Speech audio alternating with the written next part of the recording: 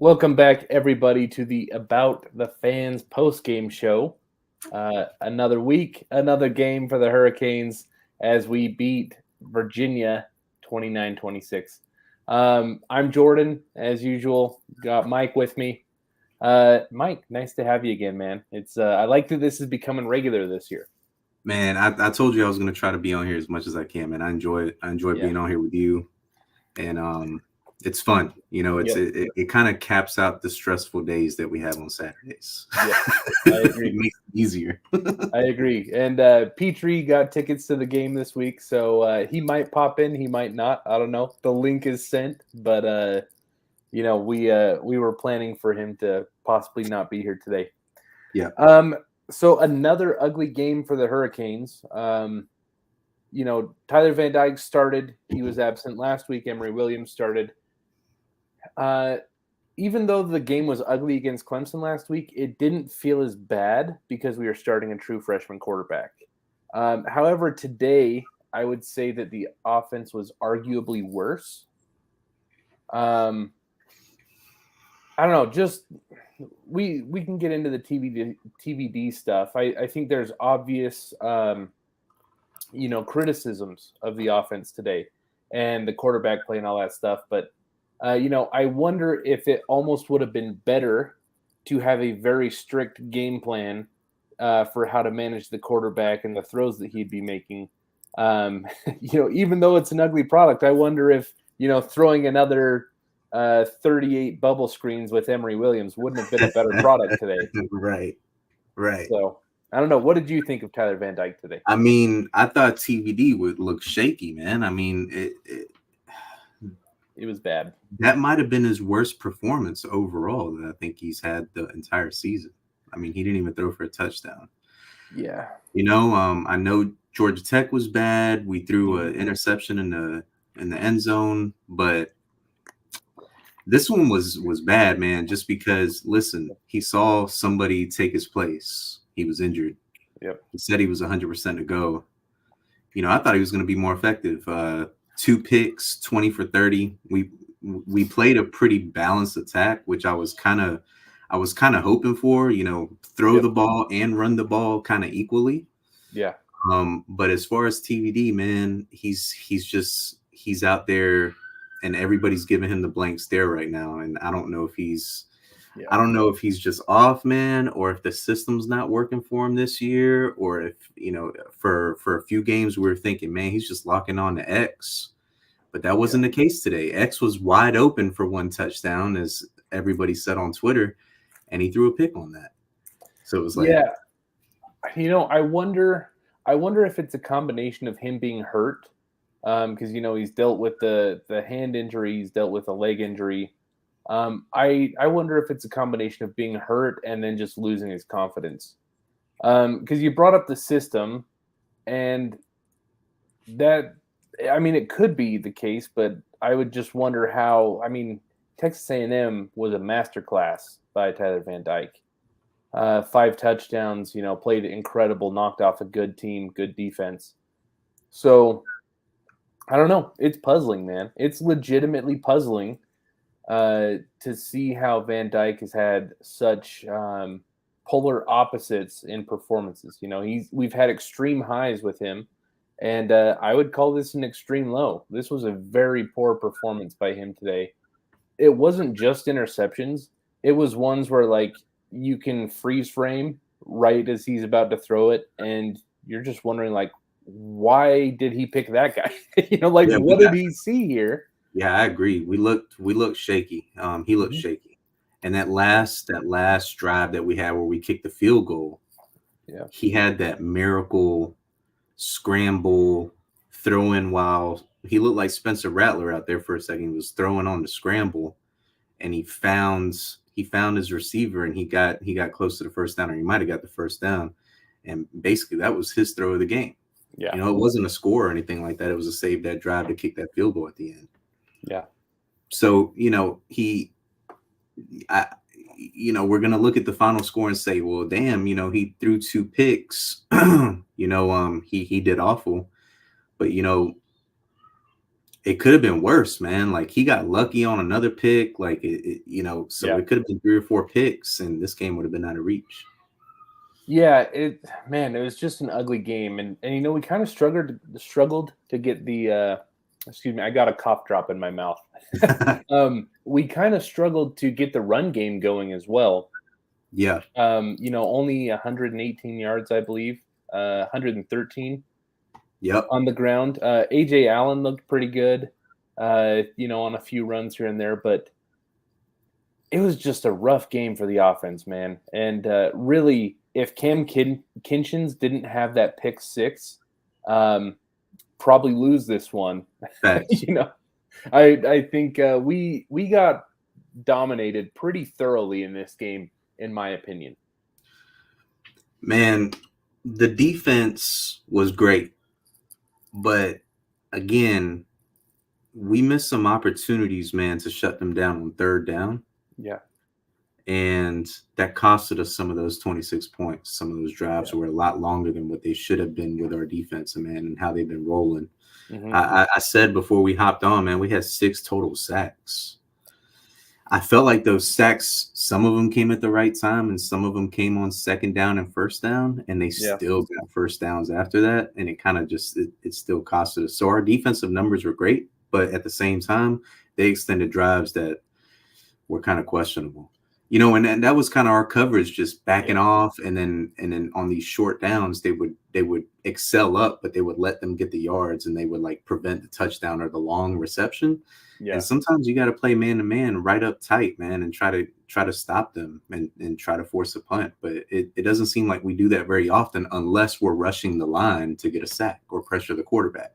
Yeah, and that's aggravating for me on defense, man. Yeah, I've been a proponent of our defense. I like Coach Guidry. I think we have tons of game breakers, just superstar talent on the defensive side of the ball. But with Malik Washington, on Virginia, he had 12 receptions, 152 yards today. To me, I'm kind of seeing a pattern. We really struggle when there's like an NFL quality wide receiver one on the other side. He totally nukes our defense, like blows it up to epic proportions. Let me see how many yards. 12 receptions, bro. 12. Yeah. Almost, he had 12 and a half average per reception and a 64 long. Yeah. The other receiver that did work was Fields, and he had 7 catches for 67. The rest of the team had 1 catch for like 6 apiece. Yeah, that's what I was going to just say is like Musket only threw for 87 yards besides Malik Washington. Facts, bro. And so he locked on. Yeah. He locked on to his ex. Yeah. And did major work. And I can't believe on a defensive backfield that we can't catch those and create more pressure on the passes, bro. You're not always going to sack the quarterback. Yeah. And that happened in the UNC game with Tez Walker. Yeah, it did. In that we did a great job of shutting down Drake May. I thought our game plan was great to attack Drake May, but man, once he got locked on Tez Walker, there was nothing we could do to stop him. Looking ahead a little bit, makes me worry about the Keon Coleman matchup against FSU. He's probably going to torch our defense, man. Like even if we play good and make things hard for Jordan Travis, like Keon Coleman's gonna he's gonna get some NFL tape against this defense. Man, are we to the part where we're looking ahead right now? No, I mean, we don't have to. It's just a pattern I've been noticing, is that after today, it's like, okay, we're really struggling against NFL quality wide receivers. And even if the quarterback locks onto it, I don't know if that's a coaching thing. I don't know if that's a player's thing. I don't know if it's a play calling thing. But man, it seems like we are epically powerless to stop it, even though we should know that it's coming. I agree, man. It was two L's, two nasty L's. One, we shouldn't have lost. The other one we lost in the second half, like Yes. totally. And now you've got two overtimes with Clemson and then an overtime with Virginia. Yeah. It's like, man, something's gonna break. Either we're gonna do very well or we're gonna do very poor. We Yeah. can't keep this. We can't keep this overtime thing going for too long. It kind of reminds me of the slick wins that we had when Rick, Yeah. you know, 2017. Yeah. right. And Exactly what I was thinking. we're getting real lucky on some of these breaks, man. Like we could have lost the Clemson and Virginia game as well. Oh, We would have been on a 4-game skid. Yep. So looking ahead, we got NC State, and then it gets brutal for 2 games, bro. I mean, our season can be wrecked. We could very easily, ever since last weekend, we could have finished the season all defeated all the way to Boston College playing the way that we're doing.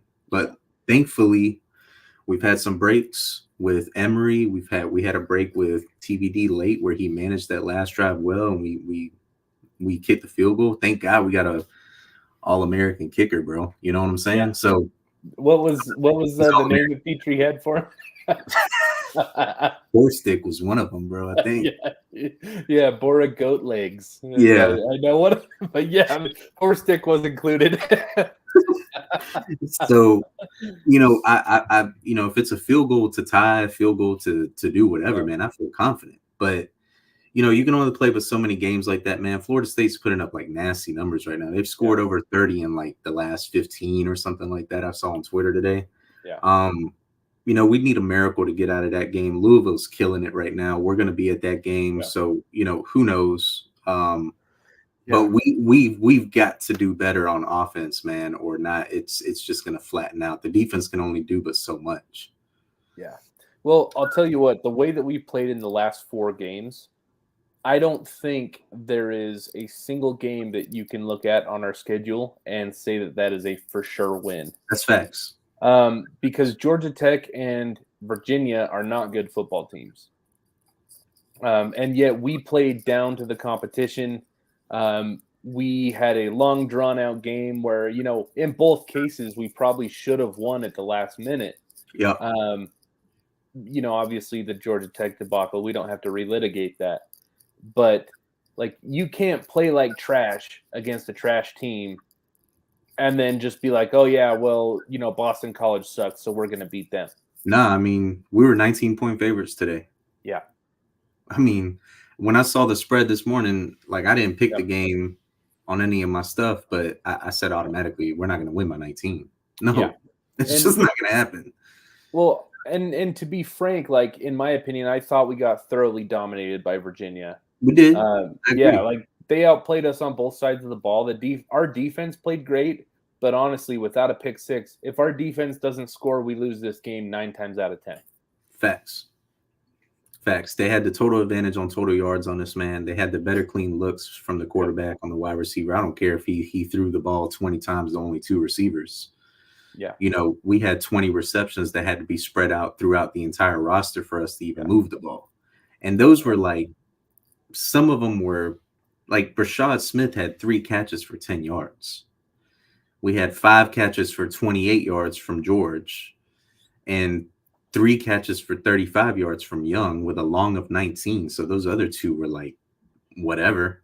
And then Restrepo had 3 for 48 with a long of 25. So we weren't extending the field very much. We were doing short passes just and then running the ball.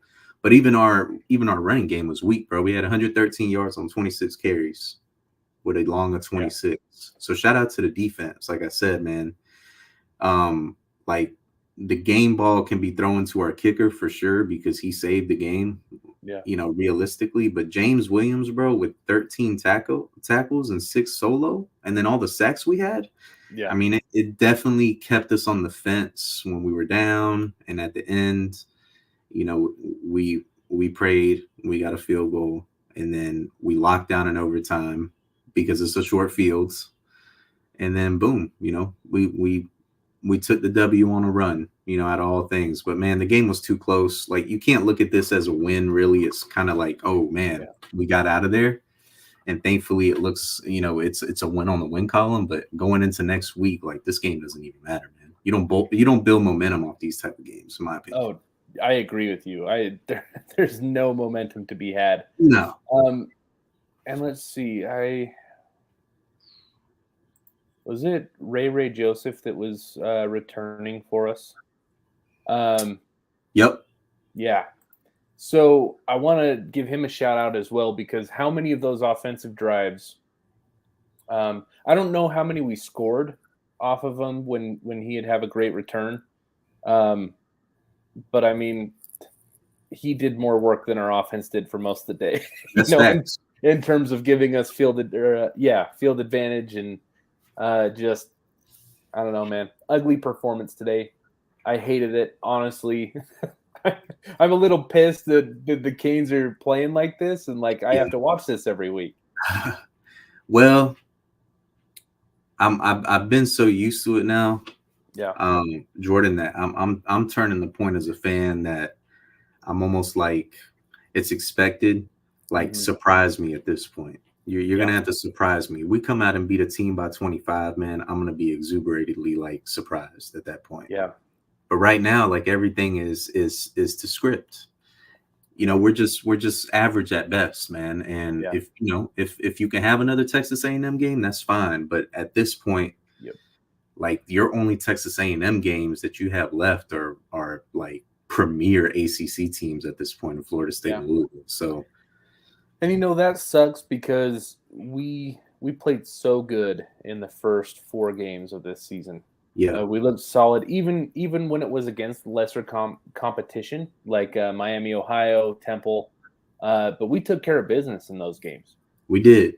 And I don't know if it's a confidence thing. I don't know what's going on, but it just seems like we are all out of alignment these days. Yeah. The other thing I'll add, man, is that a lot of people are giving a lot of grief to TBD, but at the same time, like, I don't see a lot of receivers like wide open for him. Yeah.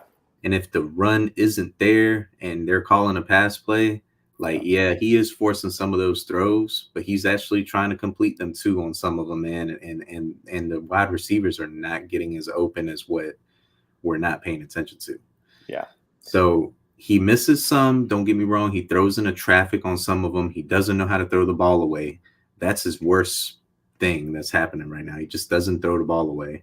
Yeah. And, that hurts them. But at the same time, our wide receivers, man, are not getting as open as what they were the first 4 games. We were breaking some crazy stuff. Yeah. So let's go back to the quarterback situation again. What are you thinking for next week against NC State? Do you confidently throw TBD out there? Is that decision based on his health and recovery from the injury stuff going on? Do you confidently throw Emory out there? What are you thinking? Yeah. Well, we've done this before in the past few years, ever since Nkosi was there. We've kind of had an issue with this. So you got to be careful here, because there might come a point in time where you make that decision and then Emory like throws 4 picks, and then you're bringing in a backup that was like, man, everybody booed me. Yeah. So he's either going to use that as motivation or whatnot, but he's kind of showing us that his motivation is not off that, because they're booing him and he's still doing bad. He hopped in his second string quarterback's arms after a win that he did very average on, but he still navigated a win. Yeah. So you don't want to sit him right away. You might want to do a drive-by-drive type of feel and pull him out, put him in, that kind of thing, and get a feel for what works best drive-by-drive. But starting your backup over TBD right now, I think could jeopardize some things offensively. And a lot of people might hate me for that. But TBD still is the captain of that team per se. Yeah. And until he blows a game like completely, I don't think you bring in the starter or the second quarterback to start a game. You can sit him mid-game. That's cool after he makes some mistakes. And if people feel like that's the way we needed to go, then maybe Mario should have sat him this game. Yeah. And probably started him like the start of the second quarter or the second half or whenever, but he didn't. So I know he's going to ride with TBD to start the games out if he's healthy, but he might play Emory coming in series by series or something like that. Yeah, so I certainly think you make a good point there. If TBD is still not 100%, part of me wonders if it's the right thing to just sit him down and be like, your confidence seems off. Like, we're going to give you an extra week to get healthy so that you can play Florida State at 100%. I'm with you, though. I think you make a very compelling argument against the idea of, if Van Dyke is healthy and you believe that he can, play to the best of his abilities and then sit him, I think that might mess with the season as well. But part of me wonders if he still has some lingering stuff, that it might be good just to see what you have against NC State and just tell him, like, hey man, we'll see you for Florida State, but this week we're gonna let Emory ride and we want you to recover. So I would go back and say start TBD unless it's bearing, like his injury is bearing and they know it pregame. If TBD's a go, you start him in NC State. If he throws a pick first half, then take that moment to go, hey, man, sit down, chill out for a little bit. We're going to put Emory in here. He throws a touchdown, keep Emory in there. Yeah. But if he starts throwing picks too, then you're kind of stuck in this circular motion of like, yo, what quarterback are we going to play? What quarterback are we going to play? But if you sit TBD and tell him, hey, man, we're going to bring you in for Florida State because we have the most confidence in you to manage Florida State, man, I don't know if that works out. And that's what we did to Nkosi. Yeah. And Nkosi, I mean, after we pulled him, and it was just like, it was history after that. And and he went on to do greater things. But at the same time, you don't want to do that right now per se, because everything's like on the line. Like if you keep winning, like we're still kind of in the driver's seat. We still need some things to happen, realistically. Yeah. Do I think we're gonna win all the next games? No, man. I mean, I would be foolish to think that. Yeah. But we're capable of doing it, man, with the talent that we have. Don't get me wrong, but I just don't think the quarterback situation, number one, is being managed correctly. I think it goes back to what you were saying. There might be another way of doing it. I just don't think cutting him as a starter is going to be the way to go unless he's bearing some type of injury that's nagging him. Hey, so Petrie just jumped in. Petrie, what's up, man? So we're live already. Hey, what's up, boys? So Petrie was at the game today. Petrie, what were your thoughts from the game, man? You were there. Tell us what you saw live. I saw that Tyler Van Dyke is not an NFL quarterback. I can tell you that. Yeah. You guys already, I'm sure you might have already touched on some of the underlying themes from the game. Yeah. Yeah, we've kind of been discussing. What are you doing, man? Hey, we're kind of at the point in discussing, like, do you just roll with Emory if Van Dyke isn't totally healthy, or, if, I don't know, do you just keep pushing it with TBD? But we said that last week, though. We said that last week too. We were saying that, if Tyler Van Dyke's not 100%, then you probably should just give Emory his opportunities. And, Emory did okay. Emory did okay against Clemson despite being handcuffed by Dawson. Rightfully so, right? He should have been handcuffed. He's a true freshman making his first start against Clemson. But when we started hearing the little rumors about TBD, I was thinking, okay, well, Emory's going to get his opportunities, right? But I don't know. TBD started today. Did not look good. So my basis on it before you hopped on was you might want to play them series by series and see what happens, what transcends. But I don't think you sit TBD as a starter just yet before FSU. What do you think about that?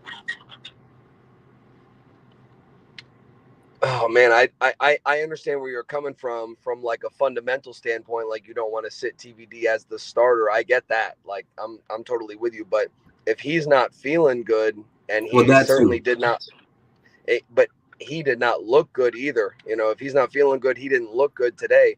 He looked like he was maybe still a little bit injured. I mean, Van Dyke does have the arm to get it downfield. And we were still doing dinking and dunking today, The whole game. The whole game was dink and dunk.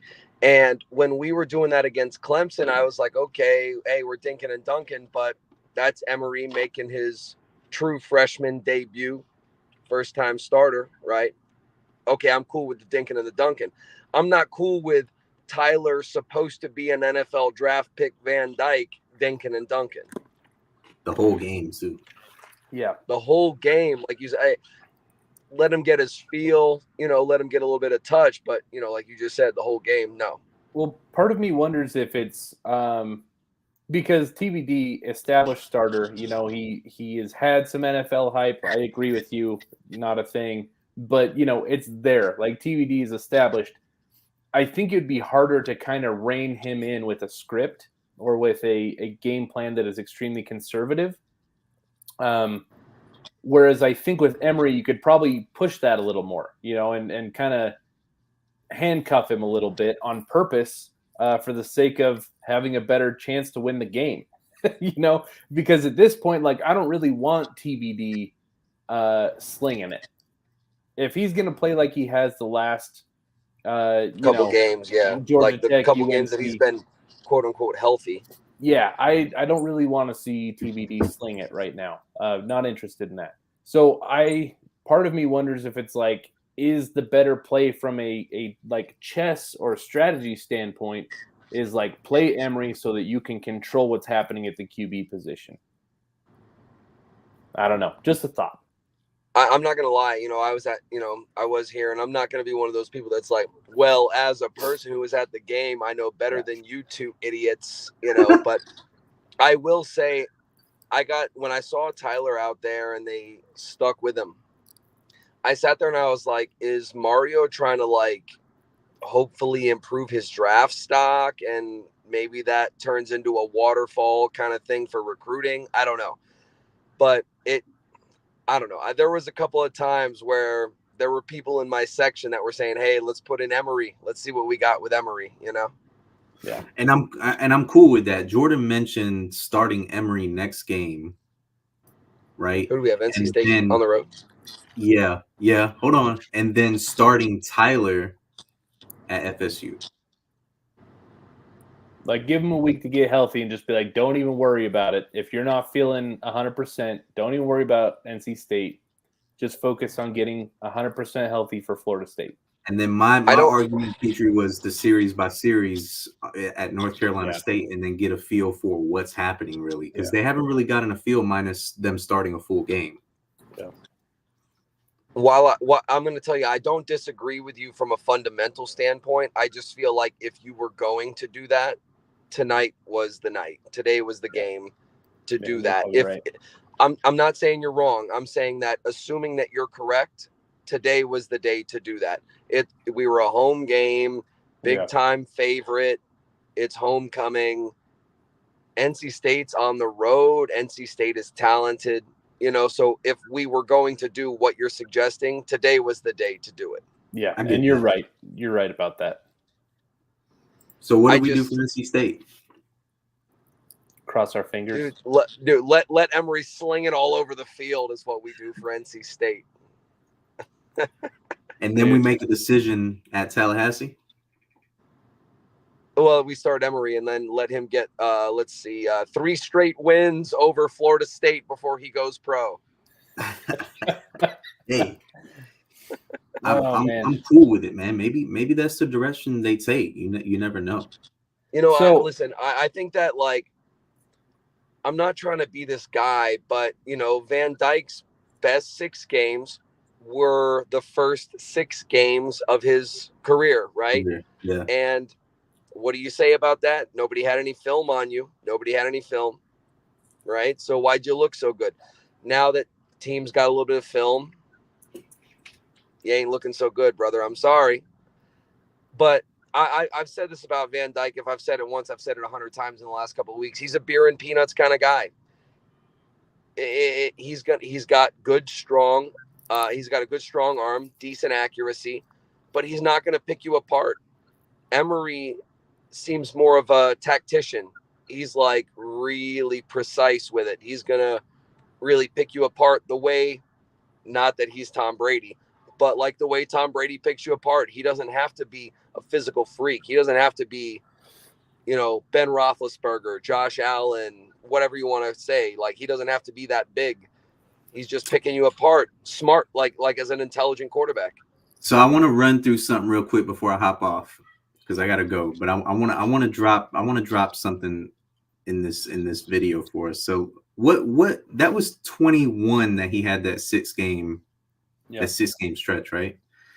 So Tyler went 202 for 324, 62% completion for 2,900 yards, 25 touchdowns and 6 interceptions, 160 rating. Let's take away last year. This year, he's 129 for 183, 70% completion, 1,700 yards, -1 game, right? 16 touchdowns and 6 interceptions. So if he doesn't throw a pick the rest of the way out, he's almost matching that first season. Yeah. And his rating, he doesn't throw a pick the rest of the way out. Right. Well, he had 2. Was it 2 tonight? 2 or 3? It was 2 tonight. So he was ahead, right? He was already ahead with just 4 picks on the season. He's 16 for 6, 16 TDs and 6 interceptions with it. Yeah. So, but he's a lot better than what the in-game situations are showing, bro. But he's not performing better than what we're expecting, or he's not performing where we expect him to be. And it's just really tough. And Jordan, you're gonna agree with me on this because I'm gonna compare it to I'm just gonna make a comparison to like Josh Allen, right? You can look at the end of the day and say, oh, well, he had a fumble loss, he might have had an interception. But at the end of the day, when you feel like your quarterback is a number 1 game breaker, you feel differently about the game. And when Van Dyke is throwing these picks, you don't feel that offensive game-breaking kind of thing about him anymore. Yeah. You sit there and, like, as a Bills fan, for example, you are, okay, hey, Josh Allen threw a pick. All right, that's fine. Yeah. Because I know he's about to throw 2 or 3 and run for a touchdown. For sure. That's not what I feel like when Van Dyke is under center. That's not what I feel like. Yeah, and this is I think this is a fair topic. So when I'm watching the Bills and, Allen's turnover prone, there's an understanding that it's like this is what comes with him being one of the 5 best football players on earth. You know what I mean? There's just a confidence, and exactly what you said in the fact of like, okay, this is the bad that I get with the good. But it doesn't feel that way at all with Tyler Van Dyke. Yeah. It feels like he's a detriment rather than like, for the Bills with Allen, it's like we're only in this game because of Josh. Whereas for the Canes, it's like, man, we got a great run game, we got a great defense, but Tyler kind of feels like a millstone, that's just dragging us down when he plays like this. Even though if the box score looks good, that's fine. But for me, it's difficult when I think to myself, like, man, I wish we ran the ball more.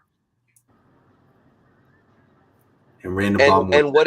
And Mark Fletcher had the game-winning touchdown. Why did he not get more touches and more reps in the game? You're sitting there and going, hey, man, he was the big dog tonight. Mark Fletcher was the big dog, right? So. Yeah. And it's a little bit dangerous to compare sports in this kind of way, but I'm going to do, this, Josh Allen, similar to like kind of a Kobe Bryant. Like, how many times do you think Lakers fans were going, God damn it, Kobe is bricking shots left and right? And I was like, well, how many times did you say, oh, hey, Kobe, that's one of the big dogs. Hey, he's one of the guys. That's one of the reasons that we won 5 championships in, a 11 or so year span.